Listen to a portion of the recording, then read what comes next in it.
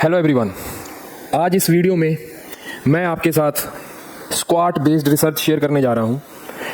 ये रिसर्च बहुत इंपॉर्टेंट है। इंपॉर्टेंट क्यों है? क्योंकि ये स्पेशली बॉडी बिल्डर्स के ऊपर की गई है। तो इस वीडियो में हम ये देखेंगे कि अलग अलग स्क्वाट्स आपके मसल्स को कैसे हिट करते हैं और मसल्स का कैसे एक्टिवेशन होता है अलग अलग स्क्वाट्स में।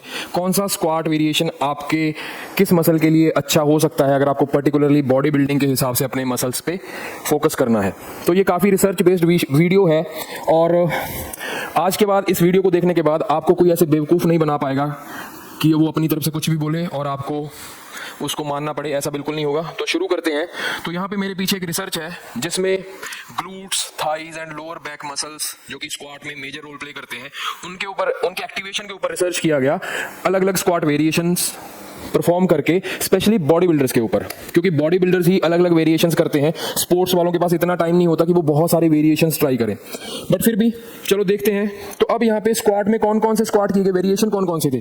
तो यहाँ पे अगर आप देख पाओगे, so there is a deep squat जिसको हम बोलते हैं बैक स्क्वाट, जिसको फुल स्क्वाट बोला जाता है। उसके बाद पैरेलल, मतलब बैक स्क्वाट ही है बट पूरा डीप में नहीं बैठ रहे हैं, पैरेलल 90 डिग्री तक का स्क्वाट है। Then there is a sumo squat. Sumo squat जिसमें स्टांस वाइड है, एक वो वेरिएशन लिया गया। दूसरा वेरिएशन कौन सा लिया गया? जिसमें पैर जो है वो एक्सटर्नली रोटेटेड है। And then there is a front squat, my favourite.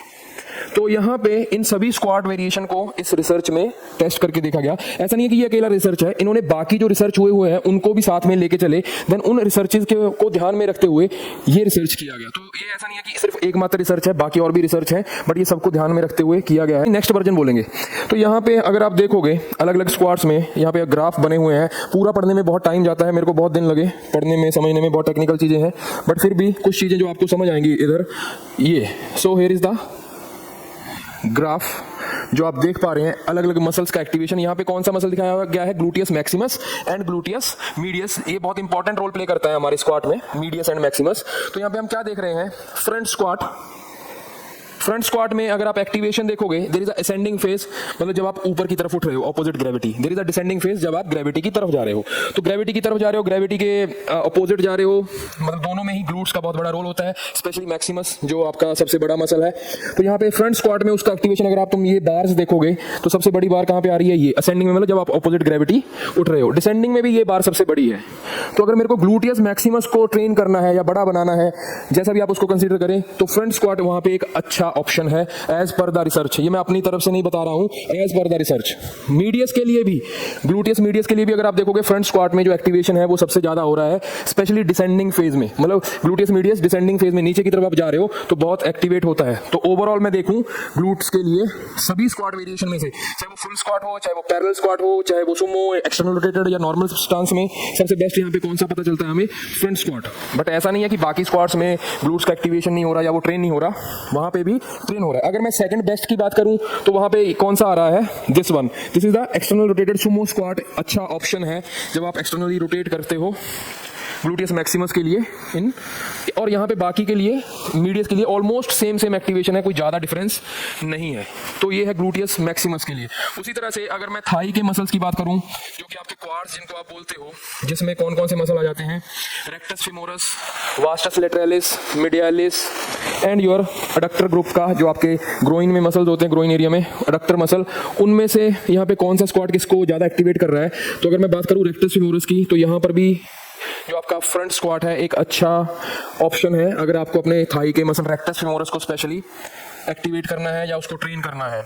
उसके साथ बाकी सभी में ऑलमोस्ट सेम एक्टिवेशन है, ऑलमोस्ट कोई ज़्यादा फर्क नहीं है। ग्राफ में इतना ज़्यादा आपको बार बड़ा नहीं दिखेगा। वहीं अगर मैं बात करूँ वास्टस लेटरालिस, लेटरालिस मतलब जो आपका क्वाड थाई है उसका बाहर का जो मसल है, आउटर मसल लेटरालिस, उसका एक्टिवेशन कौन से दो वेरिएशन में ज़्यादा देखा गया? सुमो स्क्वाट में।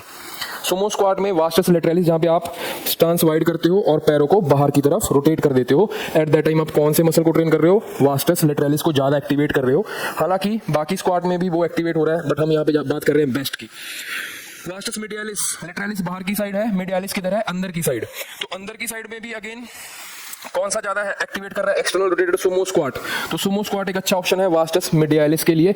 अब यहाँ पे जो फुल स्क्वाट है, जिसको फुल स्क्वाट पूरा डीप में हम स्क्वाट करते हैं, वो भी अच्छा खासा एक्टिवेशन करता है हर केस में। देखो ये, तो यहाँ पे आपको पता चल गया होगा कि कौन सा स्क्वाट कौन से मसल पे ज़्यादा टारगेट करता है। अडक्टर लॉन्गस जो आपके अडक्टर ग्रुप है, जो आपके लेग्स को अडक्ट करने में, जोड़ने में हेल्प करते हैं, उनमें एक्टिवेशन किस, अगेन एक्सटर्नल रोटेटेड जो आपका स्क्वाट है, सुमो स्क्वाट, वो आपका एक्टिवेशन कर रहा है। देन अगेन सुमो स्क्वाट जिसमें आपका स्टेंस नॉर्मल है, थोड़ा वाइड है, बाकी सभी में इक्वल है, बट यहाँ पे फ्रंट स्क्वाट का इतना ज़्यादा रोल नहीं है अडक्टर लॉन्गस को कि एक्टिवेशन में उसको ट्रेन करने में। उसी तरह से आपके लोअर बैक या फिर आप there is a muscle in your back that is called erector spinae, उसमें there is a longissimus and there is a iliocostalis fibre and there is a spinal fibres. 3 तरह के फाइबर्स होते हैं यहाँ पे। इन जो स्पाइनल फाइबर्स है वो डीप में होते हैं, ये ऊपर की तरफ होते हैं, आप सुपरफिशियल होते हैं। तो इनका एक्टिवेशन यहाँ पे चेक किया गया, तो वहाँ देखा गया जो फुल स्क्वाट है उसमें आपका जो लॉन्गिसिमस मसल है उसमें एक्टिवेशन सबसे ज़्यादा होता है, और वहीं इलियोकोस्टालिस का जो एक्टिवेशन है वो कौन से में होता है, फ्रंट स्क्वाट में। तो यहाँ पे ये अलग अलग जो हमें जो बार्स दिखाई दे रही हैं रिसर्च के अकॉर्डिंग, तो फ्रंट स्क्वाट बेस्ट कहाँ पे बन रहा है अगर आपको ग्लूट्स को ट्रेन करना है, अगर आपको बैक मसल में स्पेशली लॉन्गिसिमस फाइबर्स के ऊपर आपका फोकस है, या फिर आपका थाई पे रेक्टस फेमोरस मसल पे आपका फोकस है, तो वहाँ पे फ्रंट स्क्वाट एक अच्छा ऑप्शन है।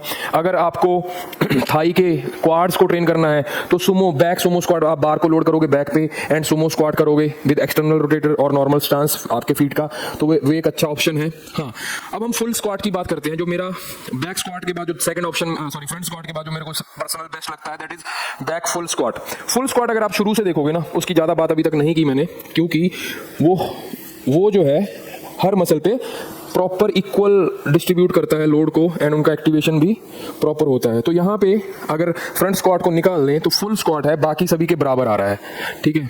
उसके बाद यहाँ पर भी अगर फुल स्क्वाट देखोगे बाकी सभी के ऑलमोस्ट बराबर आ रहा है हर मसल के लिए, और हालांकि यहाँ पे वास्टस मीडियालिस के लिए वो compete कर रहा है तुम्हारे सुमो स्क्वाट के साथ, इधर भी वो compete कर रहा है बाकी सबके साथ।